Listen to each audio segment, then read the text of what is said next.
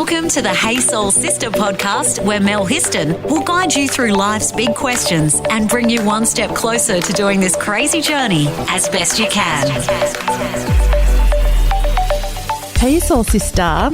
Okay, so one of life's big questions that I definitely want to know more about is how can I manifest more awesome things into my life? And is there any chance I can manifest a Powerball win? Because I would really, really love that.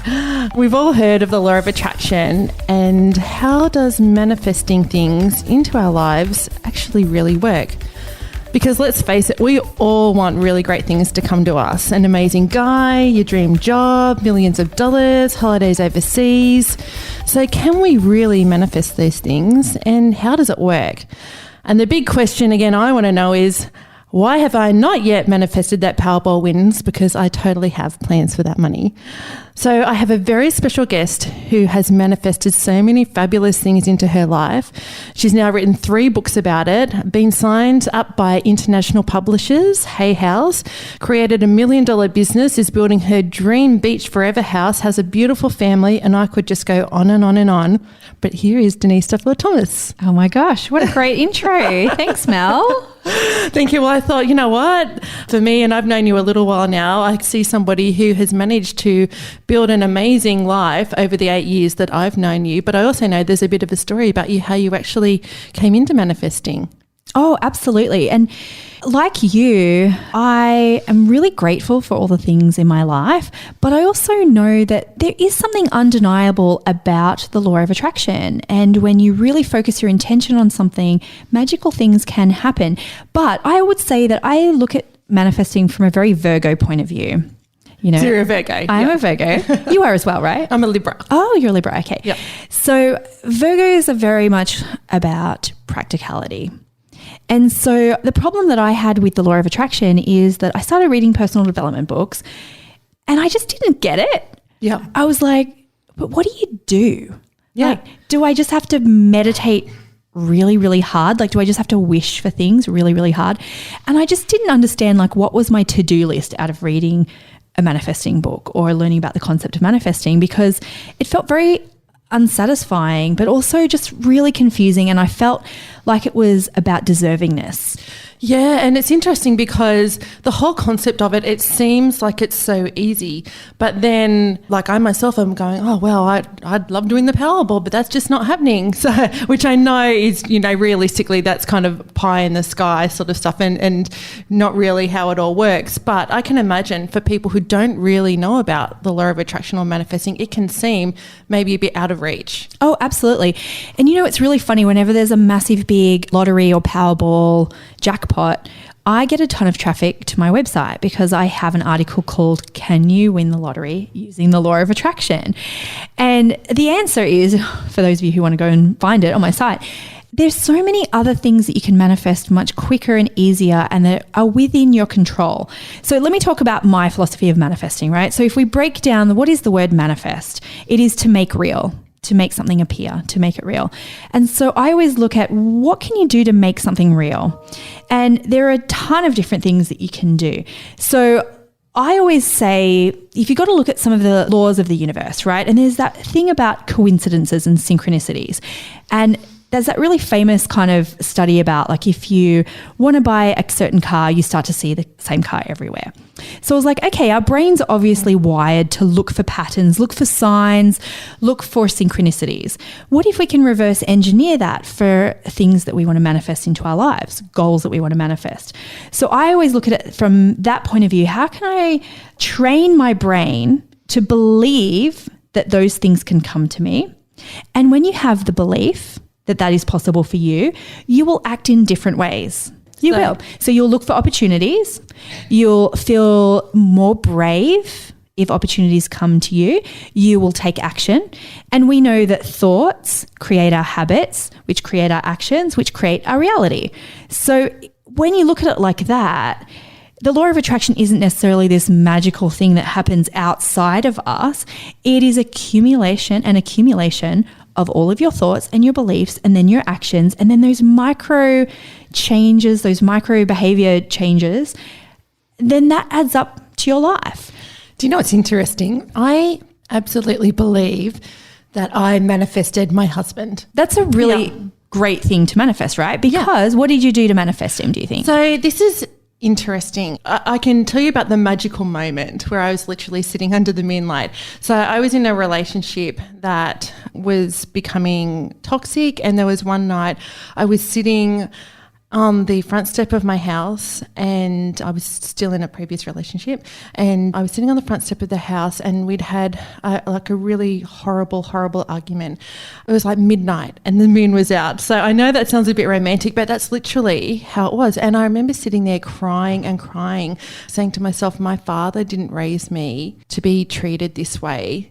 My father didn't raise me to be with somebody who can be like horrible to me.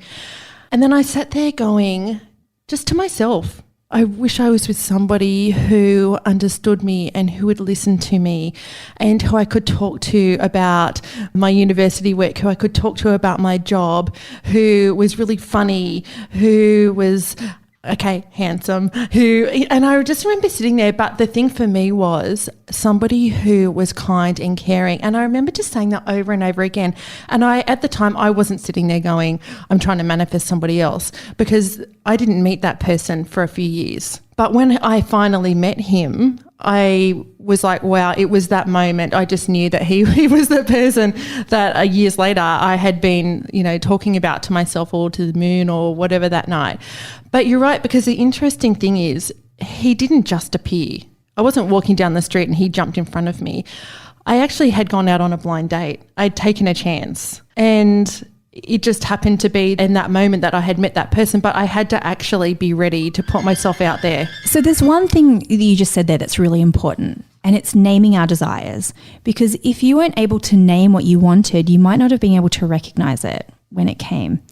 So I think a really big key in manifesting is really sitting down and writing down what you want in every single detail you can. And so there's a couple of reasons why. One is, so I said, if you name it, then you can see it. Yep. Sometimes you have to do it because you actually need to build your belief that that's possible for you. Even just in the act of writing down what you want, you'll start to have things come up that might be, well, I don't deserve a man like that, and then that is valuable information, because then you might go, you know what, I need to do some therapy around this. Yeah. And all of those things prepare you for that person to come into your life.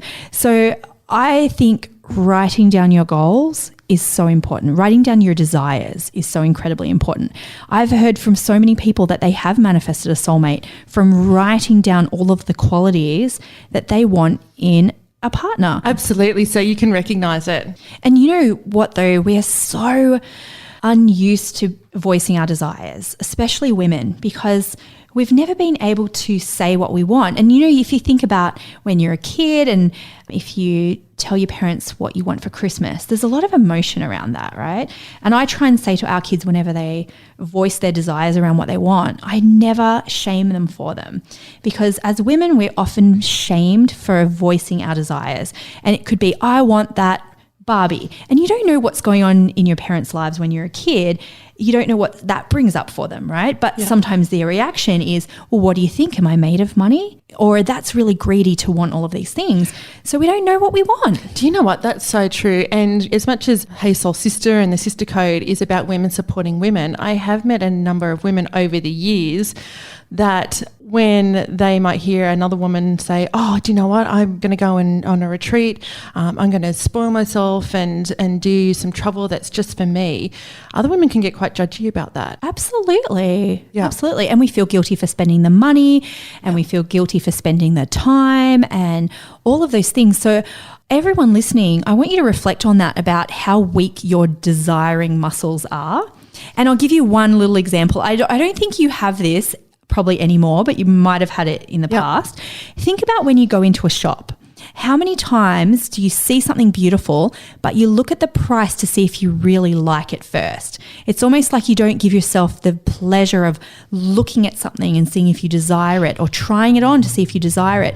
So many women, they look at the price tag first to see if they're allowed to like it. Yes, absolutely. Did you used to do that, or do you still do it? Or I'm going to, okay, Not I used to do anymore. it. I don't now. I don't, and I didn't think so because I see you as someone who really has embraced those desires. But, there might have been times in your life, maybe when you're a single mom, that you just go, well, I'm not even allowed to look. Yeah. Do you know what? I would say not so much when I was a single mum, because by then I felt confident enough with myself and what I was earning and that to go, you know what, if I want that, I'll be okay with that. But certainly there were times in my life where, growing up, that would not have been on the radar.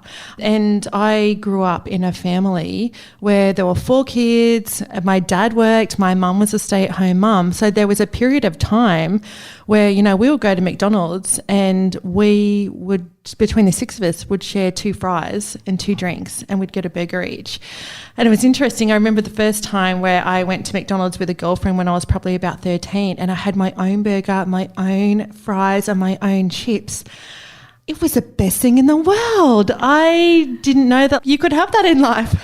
You felt like a millionaire. Yeah, totally. I got my own burger and my own drink and my own chips. Want to fill your soul with more?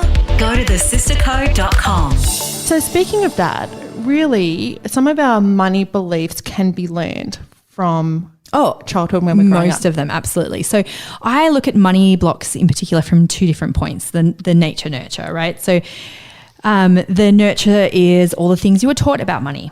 And what I find fascinating about that is, from working with so many thousands of people now, mostly women, is that there's not as strong a correlation as you would think between how much money you had and what you think about money as an adult. Yep. And I've asked so many people this, how did you grow up? And some people were poor, but they didn't know they were poor. Some people were poor and felt wealthy. Some people were middle class, but their parents hid like that from them and they thought that they were poor or they thought that they were rich.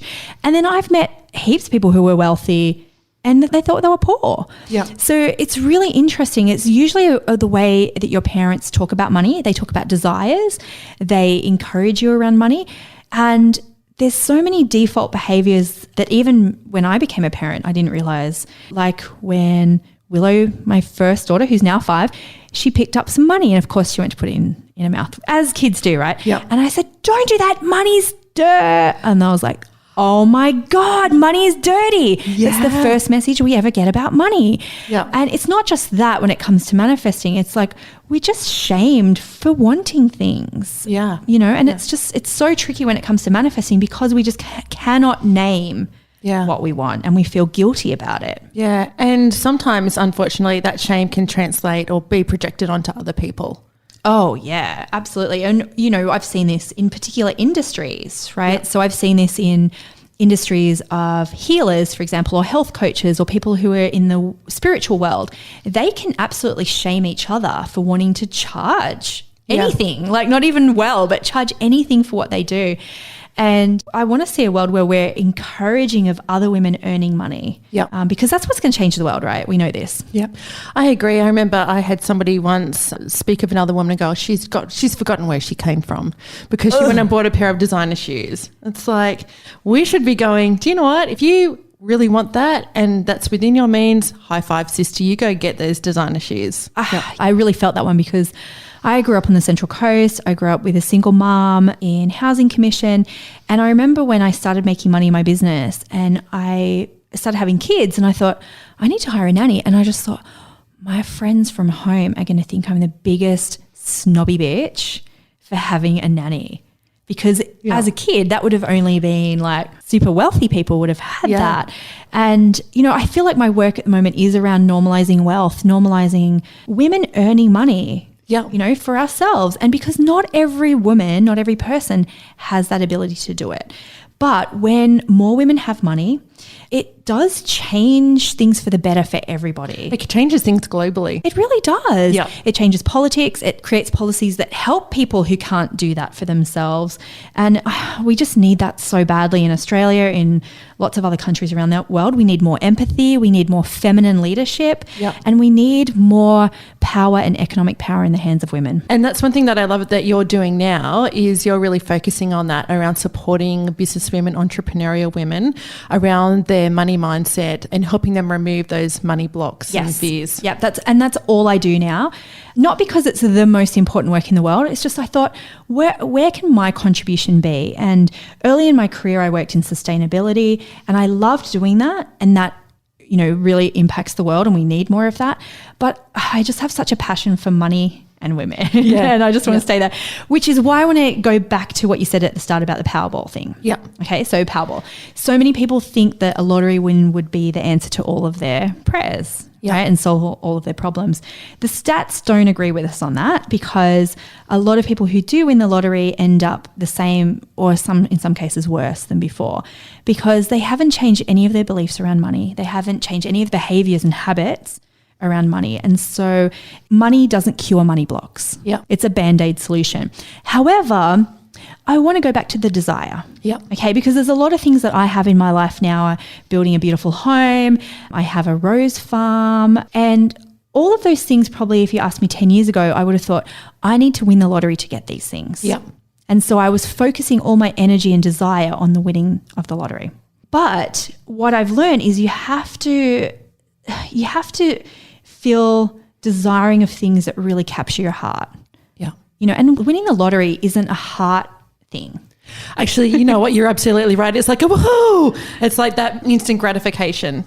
Absolutely. And also, what can you do to win the lottery? Like, what can you actually do? You can buy more tickets, but if you focus on the things that you want and you desire, and that desire is like a burning in your belly for change or for something beautiful in your life or a different quality of life, that burning in your belly will help you to see opportunities. And for me, it's in my business. I am motivated to work in my business. I'm motivated to help more people and to, you know, get more sales because I have a desire for something. And sometimes it's not just to help other people. It's also for fun things too. It's okay to have both. It's okay to have a desire just to pay your mortgage as well as it's okay to have a desire to donate money to charity. Yep. But it has to start with that desire, not for something like the lottery. So I've got a friend who she's really procrastinating in her business at the moment. Really procrastinating. Hope she doesn't listen to this because she'll know who it is. And I said to her, you need to go and look at houses. And she's like, why? And I said, because I know you have a desire for a big, beautiful house for your family. And until you go and look at those houses and feel like stand in the place, stand in the air, breathe it, you're just not motivated enough to do the things that scare you. And, you know, being in business is scary. Starting a charity is scary. All of those things are scary. And without the desire, you're not going to do those scary things. Let's get soulful on social media. Search the Sista Code Facebook page and follow us on Instagram. You are the classic example, again, of the law of attraction and manifesting and bringing in amazing things, even within your own business. When I first met you 8 years ago, we were sitting in a hotel room in New York and you were promoting your, I think it was like your first or second money boot camp. Yeah, it probably was my first, right? Yeah. And I remember you said to me, okay, I want to get 72 people signed up to do my first money boot camp, and you were at about 36. And now you've managed to create $1 million business. Oh, yeah. I mean, I think last year that program alone was almost 2 million. So we've had over 6,000 people through that program. Wow. So you've gone from, I just want to get 72 people. That's 72 is the key number, to now you've had 6,000 people. Yeah. And you know what? I want to have 50,000 people through it. You know, I look at Marie Forleo, who runs a program called B School, and she's had 54,000 people through her program. You know, when you go, everyone's seen this. There's no more customers in the world. Like, no one needs this anymore. Yep. I go, wow, I can quit or change what I'm doing when I've had more people than B School. So that keeps me really motivated of, you know, how many people can I help? And, you know, I still have other desires too, that money can flow through my business. And I think that's so important, is that having a mechanism for money to flow through you, not just like, oh, I'm going to buy a lottery ticket, because that's one chance out of however many million. Yep. But there's so many opportunities to start a business, to have a job that you love, to make things, create things. You have so much more chance of success than an arbitrary lotto win. Yeah. Okay. So have you gone through a time where that is something that you've had to overcome, your own money blocks and fears? Absolutely. I still do all the time. Yeah. You know, I'm still always working on my money mindset. And I think at the start, it was around my identity, my self-identity. So who am I to make money? Who am I to have a successful business? And my identity was very much tied up in coming from housing commission and coming from a small town, all of those things. So I had to work a lot of that with that identity of, you know what, I can be a wealthy woman. It's okay for me to be a wealthy woman. And then even now, every time I hit a new milestone in my business, I do experience a little bit of a plateau where I think, oh my God, this is it. I can't make any more money. You know, this is it now. Yeah. And I have to challenge my own self-identity again. Yeah. Each time to go, actually, no, it's safe for me to make more money. It's safe for me to be even more abundant and for it to be even easier. And so I always recommend for people too, when you're just starting out with the concept of money blocks, come up with all your excuses why you can't have the thing, why you're not allowed to be successful. And that's going to give you so much valuable information. And it's really weird, some of the things that come out, because the really common ones are like, oh, I'm too young, I'm too old, I'm too blah, blah, blah. But then when you go a layer deeper, there's some really interesting excuses. I realized I had one around my height, which sounds so stupid, right? I'm average height. You can see me, we're in the same studio. But I remember a friend of mine saying only tall people are successful in business. It was so weird, but I took it on. Yeah. And I remember she was saying, oh, look at presidents. Like presidents are always tall. And look at people in, you know, in Hollywood, they're always tall, which is actually not true at all. But I really took that on and I just thought, oh, I'm not commanding enough. Yes. Like I'm not magnetic enough to be successful. It was so weird. But then I ask women and they've got things like, well, you know, I've got kids, or I've got an accent, or I'm not the right skin color, or I'm not skinny enough, or I'm not pretty enough, or I'm not smart enough, or all the good ideas are gone, or I'm not popular enough. And do you know what's funny? Mine was the whole, people will think I'm up myself and they won't like me. Yeah, that's a huge one of like, I'll be ostracized. That's the deep feeling around it of I'll be kicked out of the village because they'll think I'm a bitch.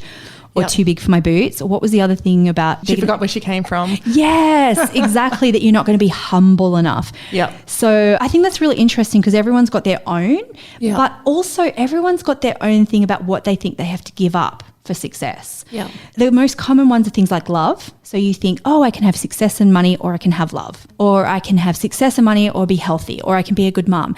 And I'd be curious to hear what you think yours could be, like where you think, oh, if I get all of this, then I'm going to have to give up all of that. Do you know what? I think mine would be what I just touched on a minute ago, is the whole, who am I to shine? Who am I to put myself out there? Who am I? People are going to judge me. What if I fail? That's another one. What if I fail?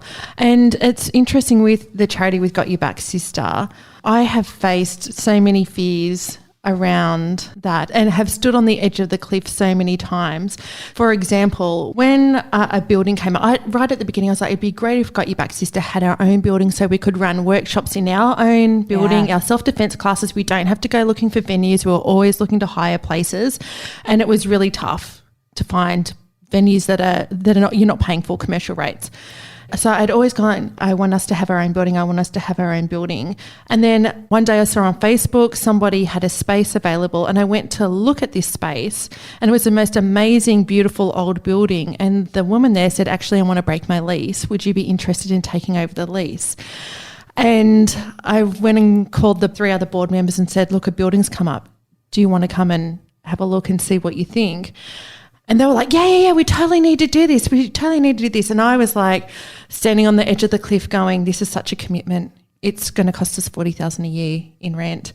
And that means I've got to come up with income to cover that. You know, all of those fears, doubts. I didn't sleep for 6 weeks. I was like, how are we going to finish this? All of that. And do you know what happened? I was contacted by an amazing woman who imports furniture from Scandinavia and donated a building worth of furniture, brand new, brand new furniture. Yeah. It was the best decision that we made. We've absolutely been able to easily afford the building, and it just means that we can help so many more women. We've got a safe space to run all our programs.